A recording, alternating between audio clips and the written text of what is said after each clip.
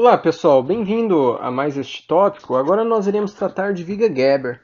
Eu vou trazer aqui para vocês a definição clássica, então isso aqui vocês vão encontrar no livro do Sussekind, no livro do Hibbeler e assim por diante. Então eles dizem o seguinte: a viga Geber consiste na associação de vigas com estabilidade própria, então isostáticas. Ó, esse daqui ó, eu consigo mencionar para vocês: viga biapoiada, com ou sem balanço, né? Também consigo pensar aqui ó, em engaste, também. Isso aqui tem estabilidade própria, não precisa de mais nada para estar em equilíbrio. E fala, olha, você associa elas com vigas que não têm estabilidade própria, né? Então, isso daqui já é muito mais simples. São vigas que não teriam como parar de pé. Vamos supor, se você tivesse uma viga aqui com um apoio só. Isso daqui não tem como ficar de pé, né?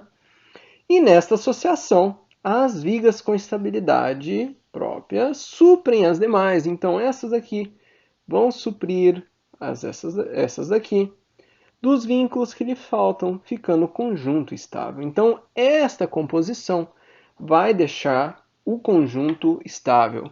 Então, ó, vamos olhar aqui ó, num caso que é extremamente comum. Né? Então, imagine que você tem lá uma montanha e tem um rio lá embaixo. Então, aqui está o rio. E aqui está um lado da montanha, outro lado da montanha, e você quer ligar aqui por uma ponte, um lado ao outro lado.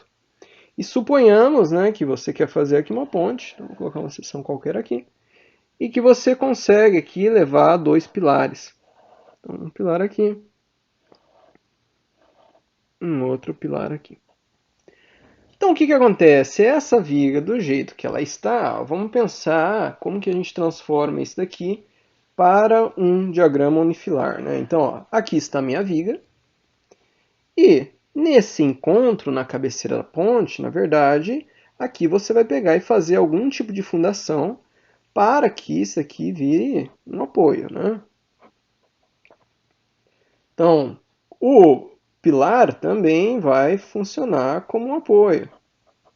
Então, você vai ter o vão livre, mais um pilar, mais um apoio, e daí a cabeceira ali do outro lado. Então aqui ó, na cabeceira eu vou até travar em X, de tal forma que eu sei que isso aqui não vai estar movimentando aqui em X.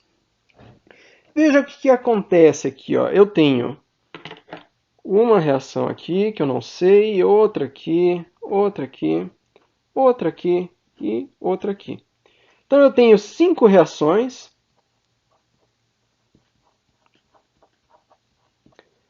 Eu sempre consigo pegar e fazer 3 equações de equilíbrio.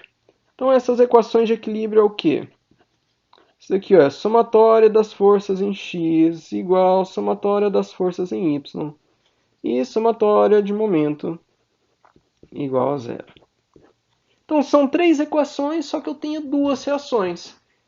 Ou seja, eu tenho 5 incógnitas para 3 equações. Então eu fico aqui com 2 incógnitas faltando. Portanto, isso daqui é uma estrutura hiperestática. Eu consigo resolver, não é esse o problema.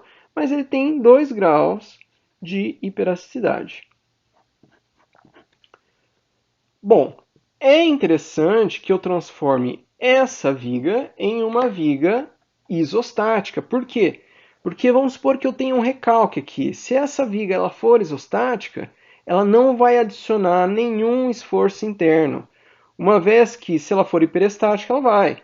Outra coisa, se eu tiver algum problema de temperatura, se essa minha viga aqui ela é isostática, ela realmente ela vai se acomodar, vai ter um movimento, ela se acomoda, não tem nenhuma adição de esforço interno. Mas agora, se for hiperestática, já é outra história.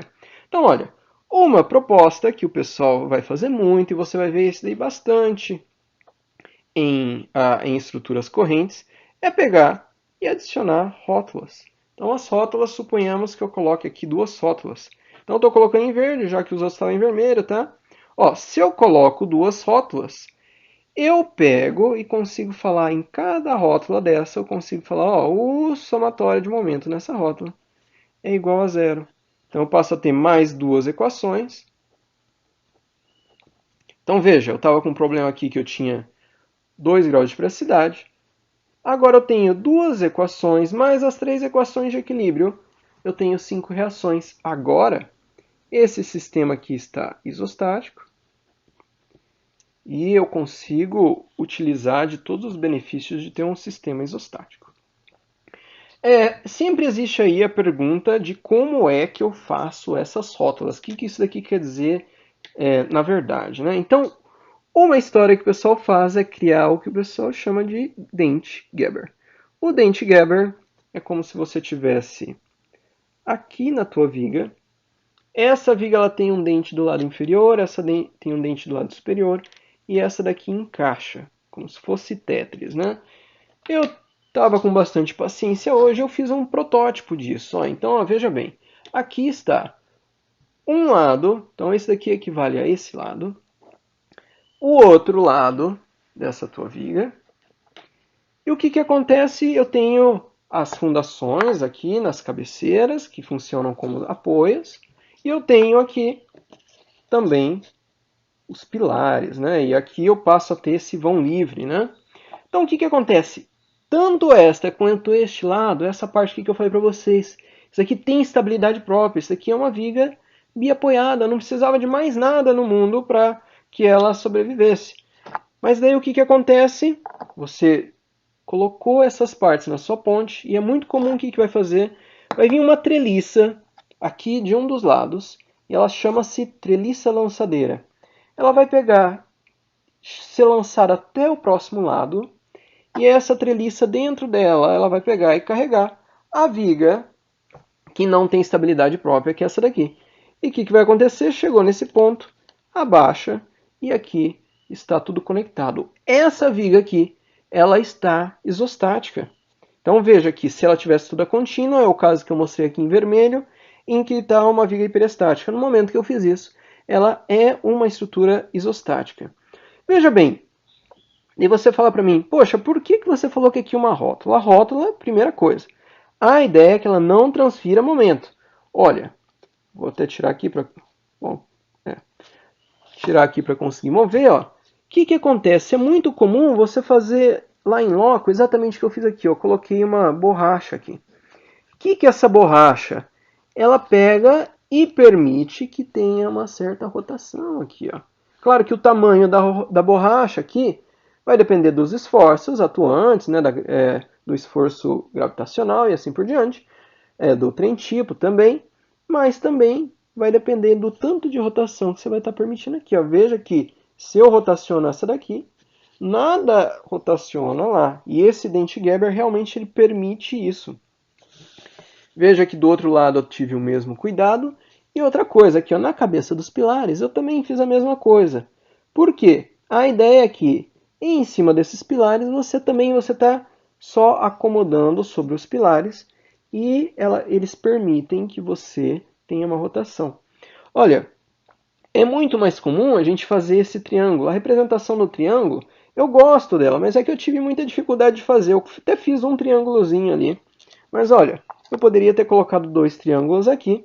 Qual que é a ideia do triângulo? Né? A ideia do triângulo aqui mostra também isso daqui, ó, que você consegue pegar, rotacionar e não tem nenhuma restrição a essa tua rotação. Né?